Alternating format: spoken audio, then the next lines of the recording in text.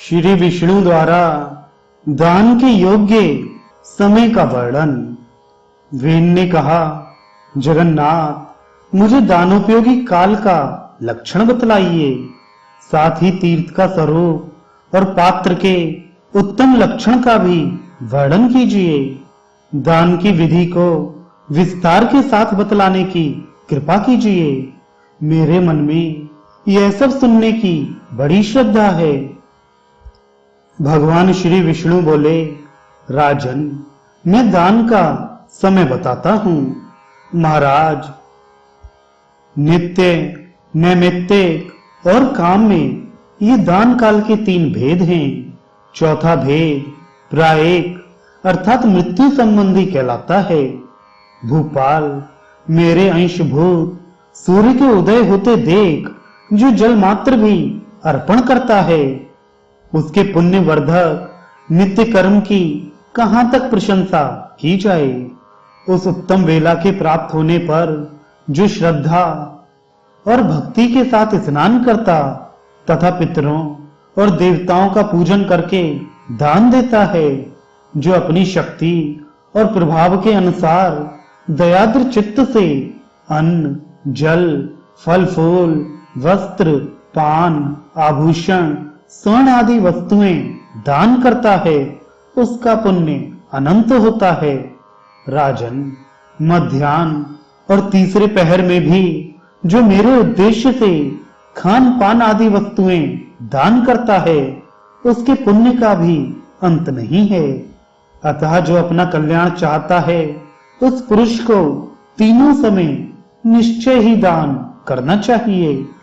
अपना कोई भी दिन दान से खाली नहीं जाने देना चाहिए।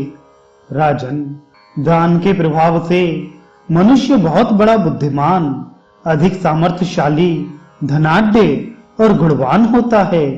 यदि एक पक्ष या एक मास तक मनुष्य अन्न का दान नहीं करता, तो मैं भी उसे उतने ही समय तक भूखा रखता हूं। उत्तम दान ना देने वाला मनुष्य अपने मल का भक्षण करता है। मैं उसके शरीर में ऐसा रोग उत्पन्न कर देता हूं, जिससे उसके सब भोगों का निवारण हो जाता है। जो तीनों कालों में ब्राह्मणों और देवताओं को दान नहीं देता तथा स्वयं ही मिष्ठान्न खाता है, उसने महान पाप किया है। महाराज, शरीर को सुखा देने वाले उपवास आदि भयंकर प्रायश्चितों के द्वारा उसको अपने देह का शोषण करना चाहिए। नरश्रेष्ठ, अब मैं तुम्हारे सामने नैमित्तिक पुण्य काल का वर्णन करता हूं, मन लगाकर सुनो।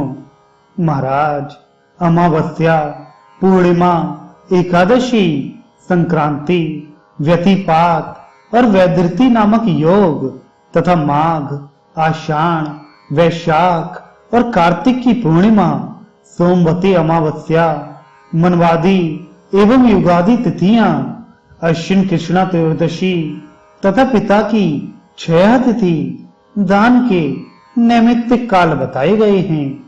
नृपश्रेष्ठ, जो मेरे उद्देश्य से भक्ति पूर्वक ब्राह्मण को दान देता है, उसे मैं निश्चय पूर्वक महान सुख और स्वर्ग, मोक्ष आदि बहुत कुछ प्रदान करता हूं। अब दान का फल देने वाले काम्य काल का वर्णन करता हूं।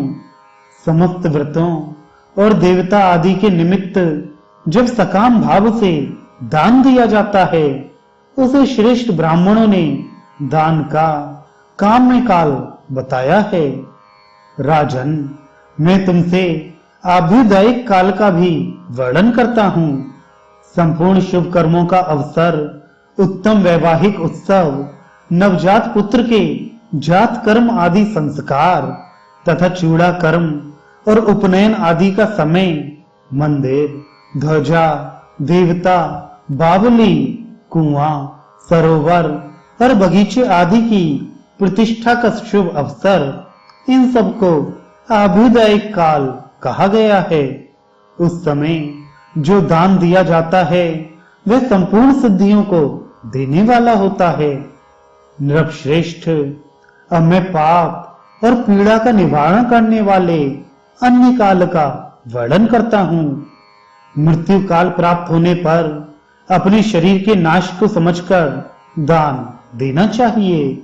वह दान यमलोक के मार्ग में सुख पहुंचाने वाला होता है।